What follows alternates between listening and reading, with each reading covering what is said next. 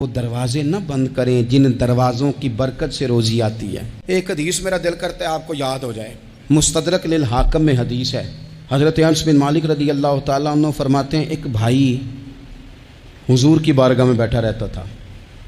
نکما نہیں تھا، شارحین حدیث کہتے ہیں کہ کسی مجبوری سے وہ کام نہیں کر پاتا تھا، یا کرتا تھا تو کام آگے نہیں چل پاتا تھا، ذہنی صلاحیت ہی شاید زیادہ نہیں تھی۔ یہ حدیث مشکات میں بھی موجود ہے، مستدرک للحاکم میں بھی موجود ہے۔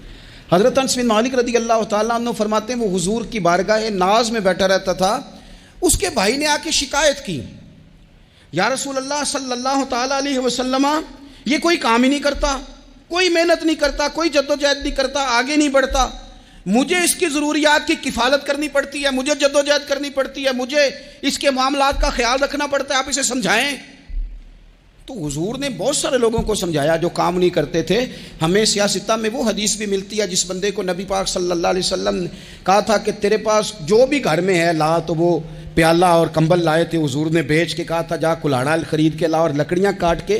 تو بیچ کے اپنا اور اپنے گھر والوں کا پیٹ پال۔ یہ ساری باتیں اپنی جگہ پر یہاں نبی پاک نے ایک روحانی مسئلے کا حل بھی بتایا۔ اللہ کے محبوب علیہ السلام سے عرض کی حضور یہ یہیں بیٹھا رہتا ہے اور سارے ہی کام مجھے کرنے پڑتے ہیں۔ تو حضور نے نظر مبارک اٹھا کے بھائی کی جانب دیکھا جو بھائی کا شکوہ کر رہا تھا، تو کریم محبوب فرمانے لگے ہو سکتا ہے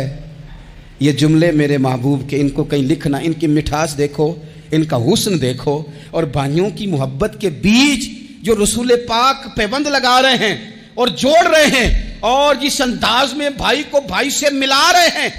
اس لہجے کے حسن کی مٹھاس کو بھی ذرا چکھ کے دیکھو۔ حضور فرمانے لگے ہو سکتا ہے رب تمہیں جو رزق دے رہا ہے وہ اسی بھائی کی وجہ سے دے رہا ہے۔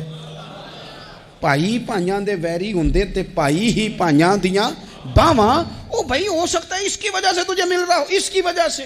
وہ دروازے نہ بند کریں جن دروازوں کی برکت سے روزی آتی ہے۔ کبھی بھی وہ کام نہ کریں جن کاموں کی اگر آپ کو کل تک برکت تھی، کل تک کام ٹھیک چل رہا تھا،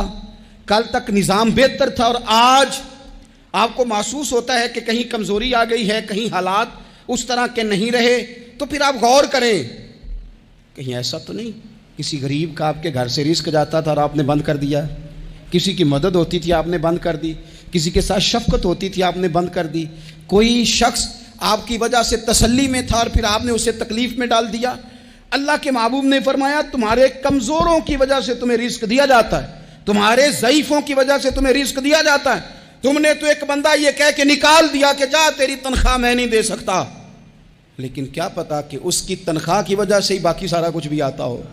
کیا پتا کہ اسی کے سبب سے اللہ انعام فرماتا ہو۔ لہٰذا ان روحانی مسائل کا بھی تھوڑا سا خیال کریں۔